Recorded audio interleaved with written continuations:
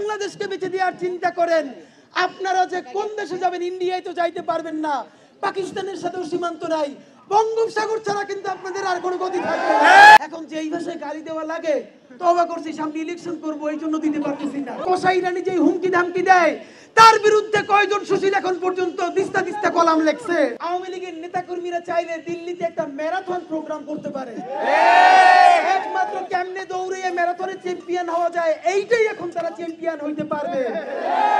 বাংলাদেশের যেসব রাজনৈতিক দল ভোটের রাজনীতির কারণে বলতেছেন আওয়ামী লীগের মামলা তুলে নেবেন, তাহলে স্বীকার করেন আওয়ামী লীগের কাছ থেকে টাকা খাওয়ার জন্য আপনারাই গত 1 বছরে তাদের বিরুদ্ধে মিথ্যা মামলা করেছেন।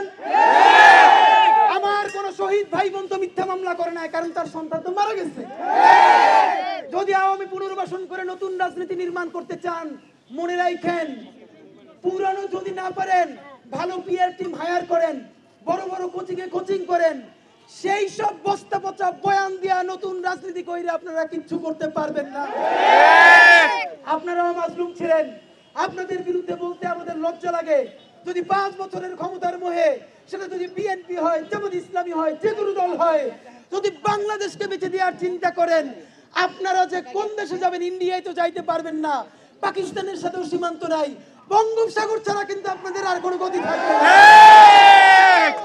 বন্ধুরা আমার, আপনাদেরকে বলতে চাই, অনেকে বলে আমরা এখন বলবে, আবার মনে করাই দেই, আমরা কি কাউরে 32 নম্বর রাস্তা যাইতে বলছি? কিন্তু এই যে সুশীল লোকজন যে ওইখানে শহীদ পরিবার গিয়ে ইট খুলে নিয়ে আসবে, আমাদের যাবের আবার বলছে খুলেন আর যাই করেন, ওইখানে কিন্তু ময়লা পড়ে থাকতে পারবে না, বিরাট ব্যাপার। আপনাদেরকে একটা কথা বলতে চাই, এই সুশীলের একজনও কি বলছে এইরকম গণহত্যা কইরা ওইখানে বৈশা যে এখনো কসাই রানী যে হুমকি ধামকি দেয়, তার বিরুদ্ধে কয়জন সুশীল এখন পর্যন্ত দিস্তা দিস্তা কলাম লেখছে? সেইটা লিখতে পারেন না।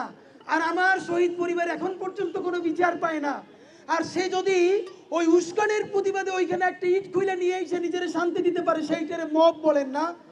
এখন যেই ভাষায় গালি দেওয়া লাগে, তওবা করছি, সামনে ইলেকশন করবো, এই জন্য দিতে পারতেছি না।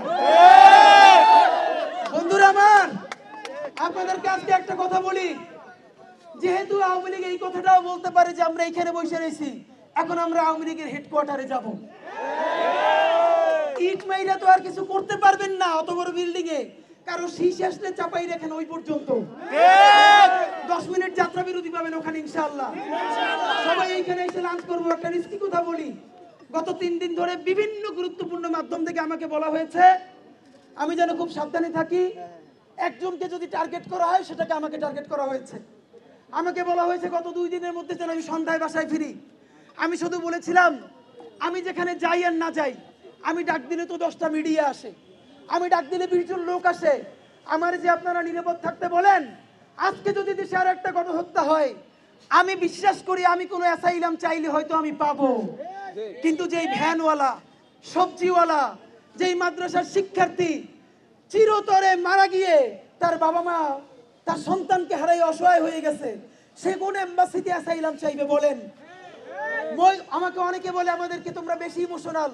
ভাই, প্র্যাকটিক্যাল যদি হইতাম, তাইলে এতদিনে উপদেষ্টা বা অন্যান্য চাঁদাবাজি অথবা সচিবালয়ের সামনে ঘুরঘুর করতাম। ইনকিলাব মঞ্চ বলতে পারে 1টা টাকা ধরি নাই, 1টা টাকার কাছে চাই নাই। শহীদদের রক্তের সাথে আমাদের জীবনের বিনিময়ে যদি ইনসাফ আইনা দেয়া লাগে, সেই ইনসাফ আইনা দিয়ে আমরা একটা গ্রেট মৃত্যু চাই।